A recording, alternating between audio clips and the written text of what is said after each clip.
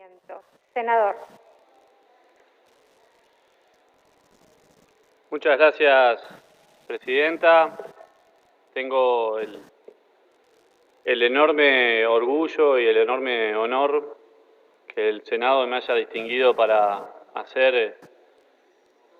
rememorar al maestro Miguel Soler. Y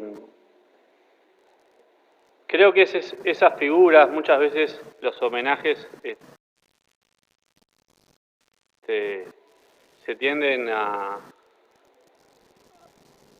generalizar expresiones o figuras que de repente no, las palabras que aquí se vierten exageran las figuras. Pero en este caso creo que eso realmente no va a ocurrir, ¿sí?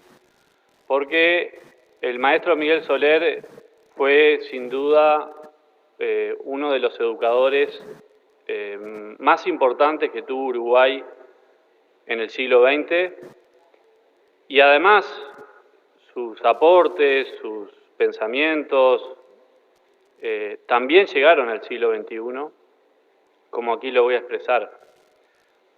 Quisiera en primer lugar saludar a su familia, a Matilde, su esposa, a quien le mando un gran abrazo, además, a Mariana, su hija, a sus dos hijos, uno de los que se encuentra aquí con nosotros, a Julio Batistoni también, que se encuentra a las barras, a la Federación Uruguaya de Magisterio, de la cual fue fundador,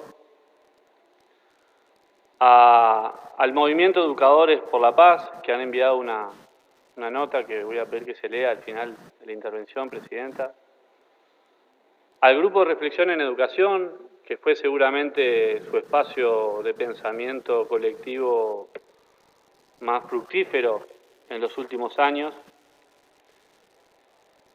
Y Miguel Soler primero fue un catalán, ¿sí? Nació en Cordera de Llobregat. Creo que mi catalán no es muy bueno, pero a los 4 años ya se vino a Uruguay. Se formó en la escuela uruguaya y hizo el magisterio muy tempranamente, ya a los 18 años terminó el magisterio, pero por no tener la ciudadanía, demoró unos años, estuvo trabajando en otras actividades.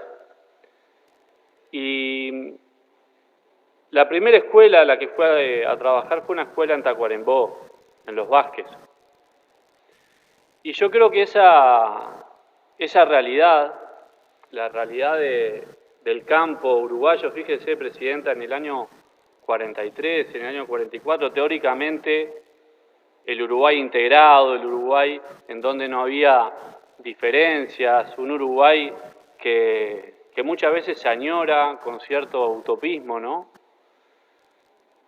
Y el impacto que tuvo sobre su trayectoria vital, esa experiencia de trabajar en la escuela rural fue gigante, ¿no? Y hay muchos escritos, Miguel Soler tenía la costumbre de que cada vez que participaba de una actividad educativa, lo registraba, lo sistematizaba, para reflexionar sobre esa acción, ¿no? Lo que se conoce como praxis educativa, es decir, reflexionar sobre la propia acción educativa. Y esos escritos que están en esta obra, Rastrojos, que es muy reciente, que publicó la Federación Uruguaya de Magisterio, yo la recomiendo porque pinta la situación en la que vivían los niños en los sectores rurales en el Uruguay en la década del 40 y del 50, con situaciones de analfabetismo, de desnutrición, de, por supuesto, aislamiento total, ni hablar la caminería, las comunicaciones, el agua, la vivienda, la salud, los derechos más elementales de los trabajadores. Y en esa situación, además, por supuesto, el trabajo de la escuela. Y en esos cuentos que Miguel cuenta que lo hacía una vez que terminaba su jornada en la escuela, ¿sí? Que escribía, describía la situación de esos niños, porque en definitiva tenía mucho tiempo para hacerlo también, porque vivía en esa escuela, evidentemente, como ocurre hoy con muchos maestros y maestras rurales. Pinta esa realidad. Y hay algunas cosas que dice que creo que lo muestran tal cual era. Aquí se cuentan algunas situaciones que vivían los niños y cómo se dio cuenta que lo primero que tenía que hacer con esos niños no era enseñarle el abecedario o cómo escribir, sino conseguir comida. Y entonces lo que hacía Miguel era, los domingos se iba con su caballo a recorrer las estancias de la zona para hacer un puchero que se hacía en una olla al fuego durante toda la semana, y eso era el gran llamador de los niños. Es decir, la escuela primero que nada era un lugar para comer, ¿no? Porque como dice la canción de no te va a gustar, con hambre no se puede pensar. Entonces, dice Miguel, regreso de modo que ser maestro rural significa todo esto. Y lo que aún no sé, tengo miedo, un gran miedo de no servir, porque la escuela trasciende lo pedagógico, queriendo abrir una brecha civilizada en este muro espeso de la ignorancia. Y es una labor de gigantes. Fíjense que acá tenía 23 años, pero uno lee y parece que estuviera leyendo, no sé, a una persona que ya tiene mucha trayectoria. Pero estoy convencido que esta experiencia que vivió en Tacuarembó lo marcó, ¿no? Lo marcó para toda la vida. Y creo que además fue parte de una generación de educadores. Bueno, ni hablar de Miguel Soler es hablar de Julio Castro, porque fueron amigos durante toda su vida. Y así como Julio Castro planteó los problemas esenciales de la educación uruguaya, muchos de los cuales creo que hoy todavía no hemos resuelto, ¿sí? Tanto en su obra de la mesa individual y colectiva, ¿no?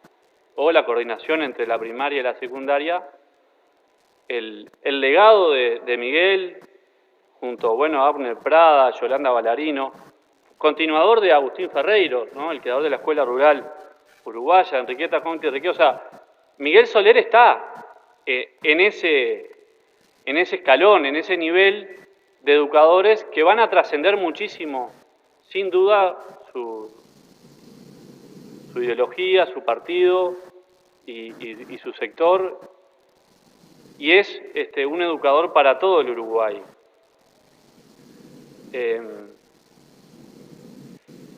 Se lo recuerda muchísimo por su trabajo en la mina, ¿no? Allá por la década del 50, una zona rural también, de Cerro Largo, en donde aplicó las enseñanzas de lo que había aprendido en México, en el CEFRAL, de esta idea de una educación fundamental, o educación comunitaria, como le quieran llamar. Y es algo que parece sencillo de aplicar, pero no lo es. Que en el fondo es lo que hoy decimos cuando hablamos de integralidad de las políticas, ¿sí? Y allí lo que se intentaba era, en un núcleo de 7 escuelas, coordinar esa región, que la escuela no solo sea un centro de aprendizaje, sino también un centro comunitario, en donde, por ejemplo, se desarrollaran actividades de salud no solo para los niños, ¿sí? Y allí, por ejemplo, Miguel cuenta cómo buscaron acceder a un médico o a un dentista.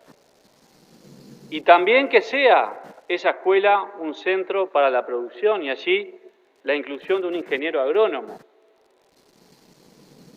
Pero de nuevo, con una mirada, digamos,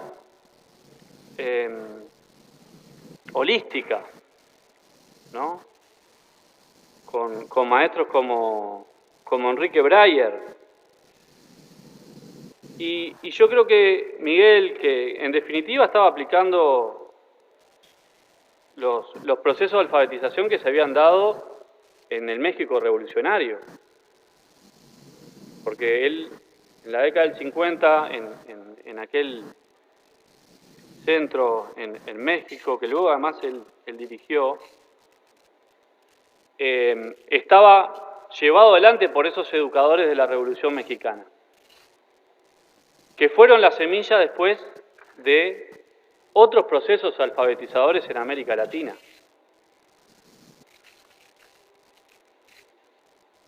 Fíjense lo que decía Carlos Quijano con respecto a la mina.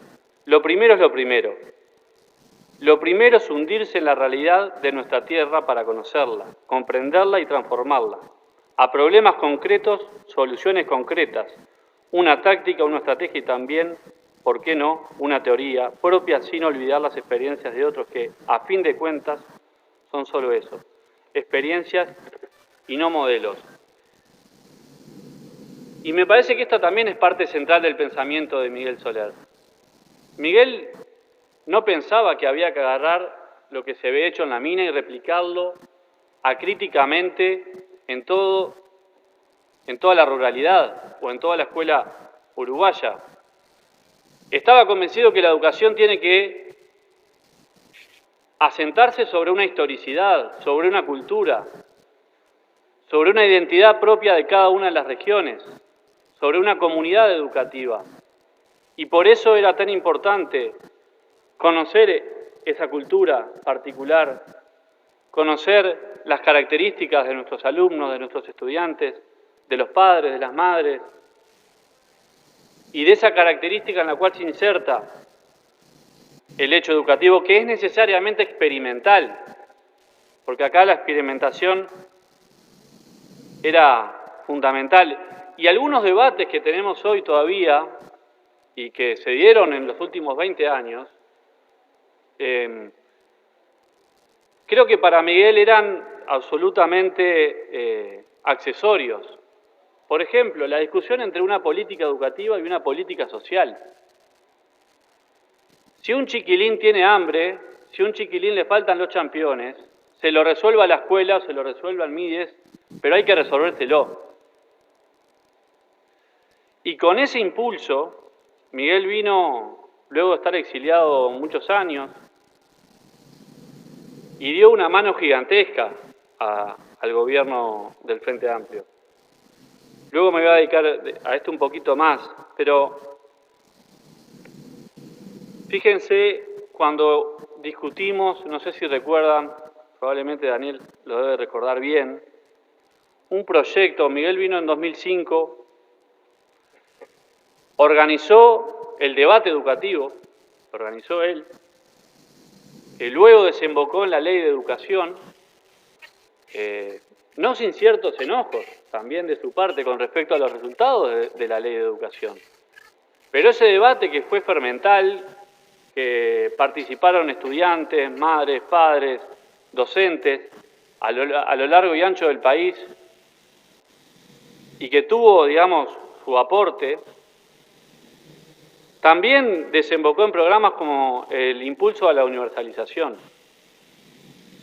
Y ese programa lo que hacía era justamente atender a los chiquilines que no tenían o que llegaban al liceo sin una taza de leche, sin un refuerzo de membrillo, de mortadela o sin championes. Porque recuerdo que tener estudiantes o conocer situaciones en donde los chiquilines en el año 2005 o 2006 o 2007 se cambiaban los championes en la puerta del liceo. Entonces el PIU estaba orientado a eso. Y recuerdo ese debate y recuerdo el debate sobre las becas. Y estoy convencido que Miguel lo que más le importaba era solucionar esa necesidad. Por supuesto, apuntando siempre a esa integralidad. Y el proyecto de la mina contó con un gran apoyo de los gobiernos del Partido Colorado y de hecho se le votó un presupuesto mayor. cuando gana el gobierno del Partido Nacional. Pero las autoridades del Consejo de la época decidieron que ese modelo ya no funcionaba. Y esto en definitiva provocó el alejamiento de Miguel del proyecto, y allí Miguel termina su etapa aquí en nuestro país y se va a trabajar por 2 décadas hasta su jubilación, aunque uno podría decir que en realidad nunca se jubiló, porque realmente era una persona sumamente generosa, no solo humilde, digamos que los calificativos no alcanzan para describir la figura de Miguel Soler, pero realmente era una persona muy generosa que, así como asesoraba al Parlamento, y en estos últimos años fue parte del debate educativo permanentemente, por ejemplo, a través del Grupo de Reflexión en Educación, promoviendo documentos, más de 10 si no me equivoco, en donde, por ejemplo, se planteaba la necesidad de hoy tener un Plan Nacional de Educación, y que ese plan de educación tiene que surgir de la participación de los actores sociales y que tiene que ser la base de un gran acuerdo nacional para transformar la educación. Nosotros, por ejemplo, lo entregamos al programa del Frente Amplio, pero sin la promoción, sin el debate, sin la fuerza de Miguel, seguramente no se hubiera incluido. Por eso no quiero simplemente reseñar históricamente como si fuera una figura del siglo XX que hizo un gran aporte, sino que quiero centrarme en esto. Miguel, hasta el último día, estuvo trabajando y preocupado por la educación nacional. Lamentablemente, cuando termina su experiencia, allí va a trabajar 20 años en UNESCO. Y desde UNESCO va a promover las campañas de alfabetización en Bolivia,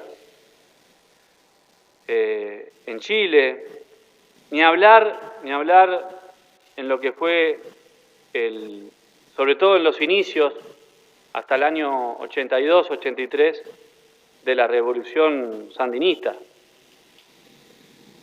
donde cuenta, y hay que ver, bueno, de hecho hasta Nicaragua recibió un premio por ser uno de los países de América Latina que más redujo el analfabetismo en la década del 80.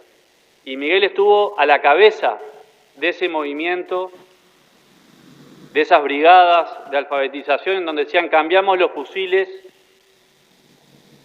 por lápices, por cuadernos. Y no crean que la geografía de Nicaragua es como la geografía de nuestro país. Encontrar a un niño en Nicaragua implica cruzar montañas, cruzar valles, cruzar ríos, en el medio de la selva, enfrentarse también a la situación de guerra que allí existía, donde, por ejemplo, Miguel cuenta que hay 5 maestros que en esas campañas perdieron la vida, ¿sí? Y en definitiva, esa experiencia lo llevó a recorrer gran parte de América Latina, y hoy sabemos que hay muchas personas que están siguiendo desde otros países este homenaje que le estamos rindiendo por el legado, por las cosas que hizo Miguel, por su enorme humanidad. Cuando se abrió la democracia en nuestro país en el año 85, fue convocado por Adela Reta, también para participar de nuevo en la educación nacional. Fíjense, y creo que todavía tengo tiempo. Ya se terminó mi tiempo. Bueno, yo quería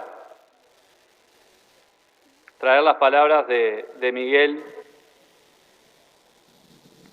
Él recibió el título de doctor honoris causa de la universidad. No le gustaban los homenajes, ¿no? Yo he contado que una vez lo invitamos aquí en la Cámara de Diputados a hacer un homenaje, me dijo, no, Sebastián, de ninguna manera. Cuando me muera hagan los homenajes que quieran. Pero en 2006 él recordaba a Julio Castro, todavía no había aparecido sus restos, que fue en el año 2011, y decía, he venido a formular votos en este recinto de pensamiento, estaba en el Paraninfo, de ciencia y de humanismo, por el día en que nuestro planeta haya abolido todos los ejércitos y todas las armas, por el día en que la violencia entre hermanos haya desaparecido, aún en sus más sutiles y solapadas formas. ¿Es este un sueño? Claro que sí. Pero ¿qué función más alta cabe a la educación que la de sembrar sueños y cultivarlos, paciente y amorosamente, en perspectiva de siglos, si es preciso, hasta su fructificación? Y creo que es una bella síntesis de su pensamiento, de alguien que era un luchador por los derechos humanos, que era un pacifista, que era un demócrata, que era un republicano, pero sobre todo era una gran persona. Muchas gracias, presidente. Voy a solicitar que mis palabras sean enviadas a la Federación Uruguaya de Magisterio, al Grupo de Reflexión en Educación, al Movimiento de Educadores por la Paz, a la Administración Nacional de Educación Pública, a la Dirección General de Educación Primaria, al Consejo de Formación en Educación, a su familia y al Ministerio de Educación y Cultura. Muchas gracias. Perfecto. Vamos a proceder a leer lo que usted solicitaba, señor senador, antes de pasar la palabra a la senadora Bianchi. Procédase a la lectura.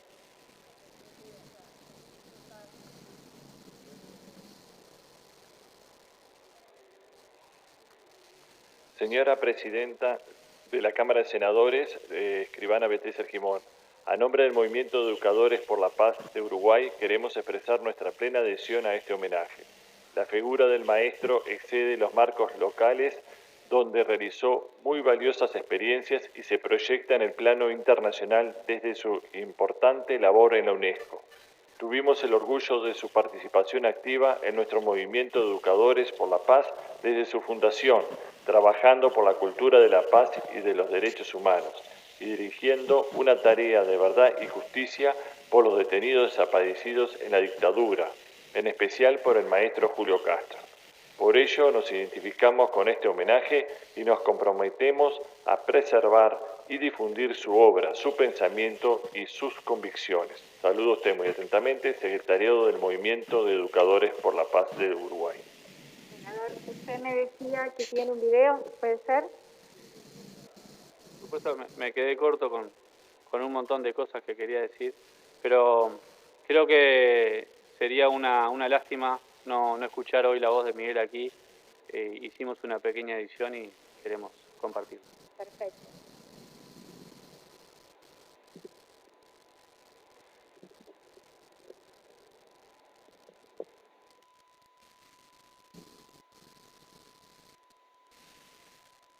Carentes de tierra, de trabajo formal, de comunicaciones y de estímulos culturales, los pobladores de los rancheríos constituyeron durante décadas el problema social más grave del país. Con frecuencia fueron llamados pueblos de ratas. Su vivienda consistía en ranchos de terrón o del llamado palo a pique, ámbito miserable en que nacían y crecían alrededor de 25.000 niños en edad escolar. A este tipo de asentamientos, diseminados por todo el país, se le fue dotando de escuelas rurales, cuyos maestros fuimos aprendiendo por la rudeza de los hechos que nuestra labor pedagógica estaba frenada por el contexto paupérrimo en que trabajábamos.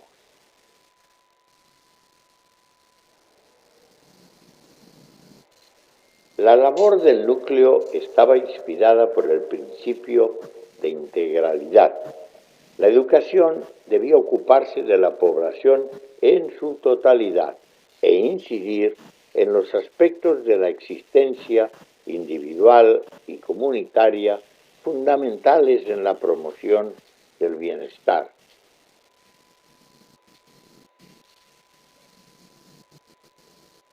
Fue la coincidencia intencional de esos actos con la creación en Cerro Largo de dos nuevas colonias del Instituto Nacional de Colonización, la colonia Miguel Soler, Misiones Sociopedagógicas, y la colonia Maestro Julio Castro. Medio siglo antes, sobre ese mismo suelo fronterizo, el núcleo escolar de la mina había querido demostrar que no basta con asegurar la educación y la salud del pueblo. También es preciso permitirle la explotación del suelo patrio en condiciones equitativas.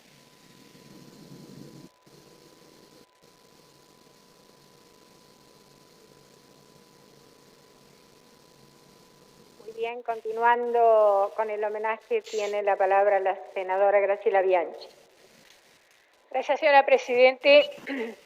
Tuve el enorme placer de conocer a Miguel Soler en sus últimos momentos acá en el Uruguay, antes de partir a Barcelona, cuando yo estaba en el Consejo Directivo Central, y compartí con él algunas charlas. Hubiera querido que fueran más, pero lamentablemente se fue de su pequeña oficina que tenía en el cuarto piso, que se denominaba la educación rural, el proyecto, y él trabajaba allí, como siempre, en forma muy humilde. Y yo tenía una imagen teórica del maestro Soler. Obviamente que mi generación conoció mucho su trabajo, fuimos contemporáneos en muchas cosas.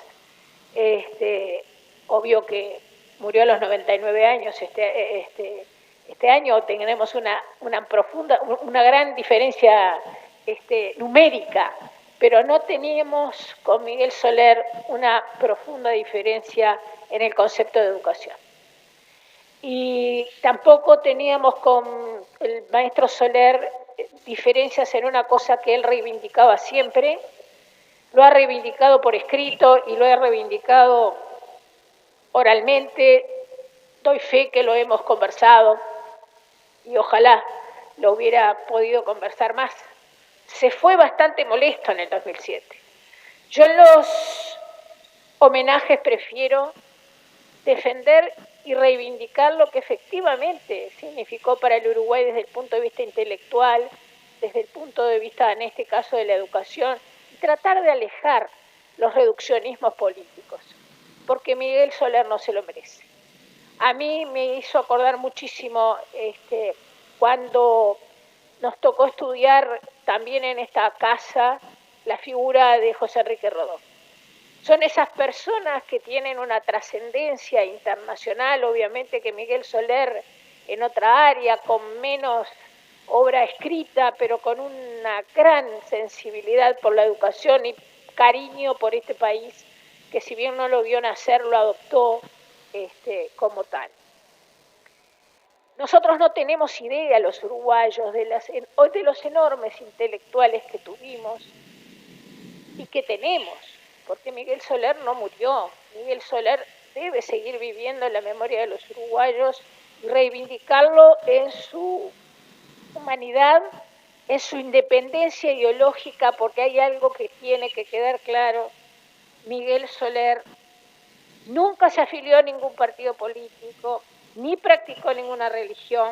Él siempre se llamó un trabajador independiente de izquierda. Lo escribió, pero además tuve la oportunidad de confirmarlo, porque además la independencia es un valor que yo reivindicaré hasta que me muera. Entre distintos anti que cultivaba Miguel Soler era el antifascismo, profundamente. y no como una ideología política o una postura política, sino como una manera de ser, porque eso es lo que hay que reivindicar de Miguel Soler. Miguel Soler, obviamente, y en el video que acabamos de ver, él reivindica que el Uruguay tiene ventajas comparativas, no todo era pueblo de ratas, si bien existían desde luego y siguen existiendo, porque hay muchos factores históricos, que no es el momento de estudiarlos en este momento, hicieron sí que Artigas fracasara en lo que había querido de formar una fuerte clase media rural. Y muchas cosas de las que nos pasan parten de ese fracaso de Artigas, no de él, del triunfo de los que lo traicionaron. Miguel Soler tuvo una trascendencia desde el comienzo en organismos internacionales, algo ya dijo el colega Sabini. Desde 1948 a 1954 gozó de una beca de la UNESCO como especialista en educación fundamental en México. Él además tenía un enorme interés y una enorme responsabilidad ética de todas las experiencias internacionales, como por ejemplo en 1964 y 1969 fue director del Centro Regional de Educación Fundamental para América Latina, CREFAL, también ubicado en México, a cargo de la UNESCO. De 1985 a 1991 se desempeñó en diversas oportunidades como asesor de la Secretaría del Ministerio de Educación de la provincia de Córdoba, República Argentina. Y entre junio del 2005 y abril del 2007 estuvo en Montevideo actuando como asesor honorario del Director Nacional de Educación Pública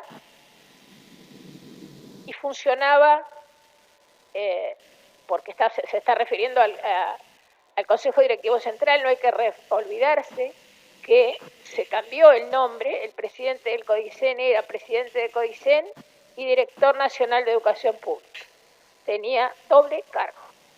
Ese fue un cambio que se hizo, no importa cuándo, pero sí obviamente en la administración frente amplista, porque había algunas diferencias o cuestionamientos con que el Director Nacional de Educación del Ministerio de Educación y Cultura, miembros de la misma fuerza política, tuviera un cargo similar o de igual nombre con el presidente del CODICEN. O sea que cuando nosotros hablamos de director y asesorar, se refería al Consejo Directivo Central. Por eso tuve la oportunidad de conocer. Es cierto, el 27 de junio, y no fue casualidad, de 2006, el Consejo Directivo Central de la Universidad de la República le otorgó el título de doctor honoris causa de la universidad. Fue miembro de varias ONGs y asociaciones catalanas y uruguayas, en las que participó siempre en actividades relacionadas con la educación en general.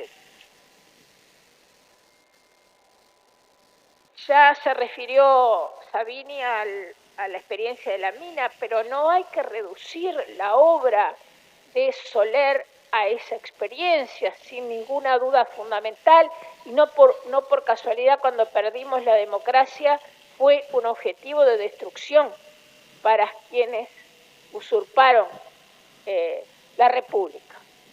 Fue un objetivo específicamente fuerte y quienes participaron en esa experiencia, víctimas de la represión por esa experiencia. Hasta ese grado llegó el fascismo en nuestro Uruguay, por eso hay que tener mucho cuidado cuando uno coquetea con experiencias que sean aparentemente de izquierda o de derecha, no son democráticas, porque eso es fascismo.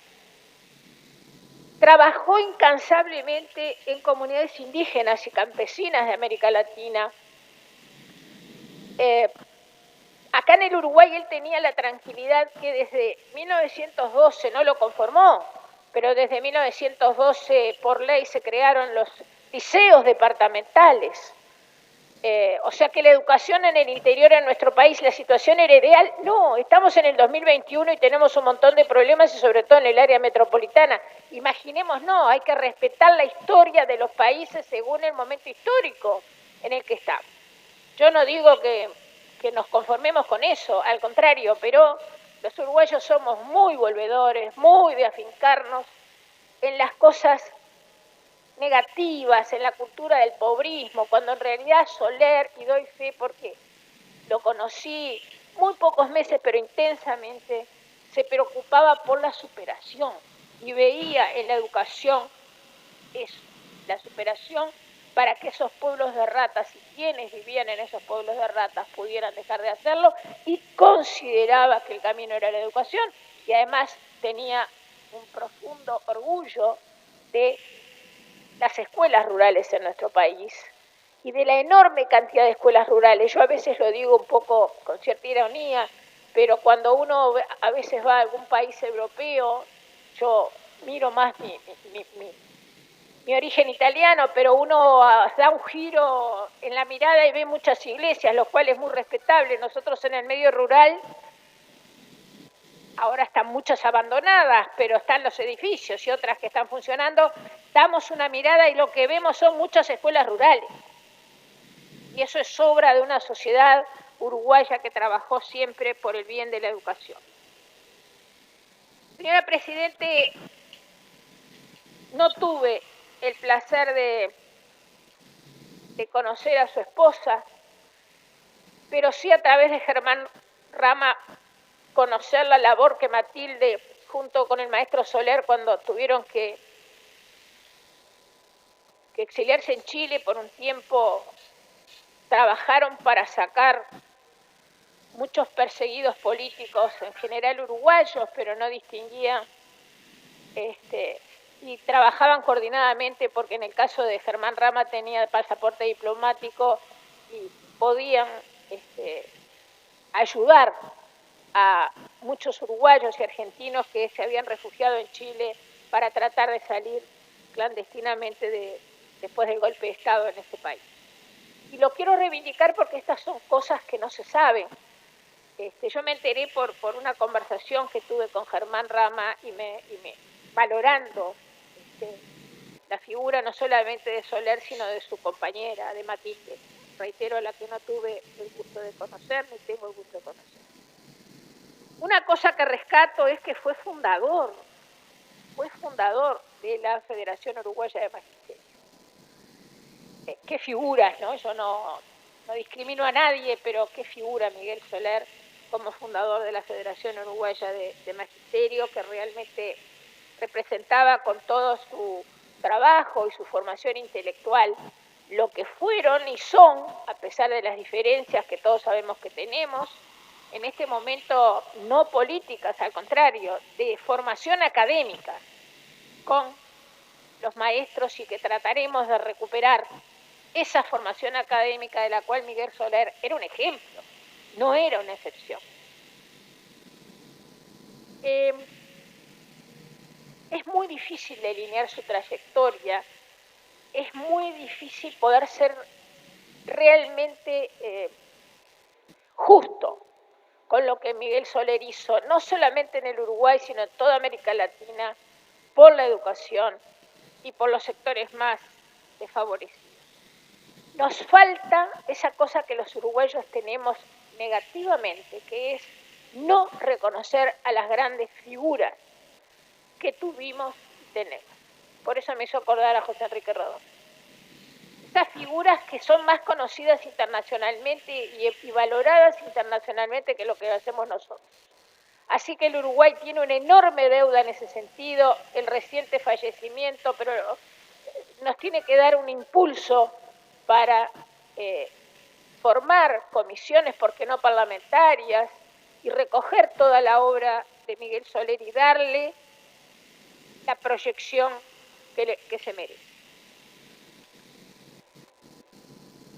En una reciente publicación realizada por la ANEP, Codicen, de las lecciones de un maestro, se recoge una serie de trabajos de Miguel Soler que tiene profundo significado cultural y se parece bastante a un justiciero homenaje.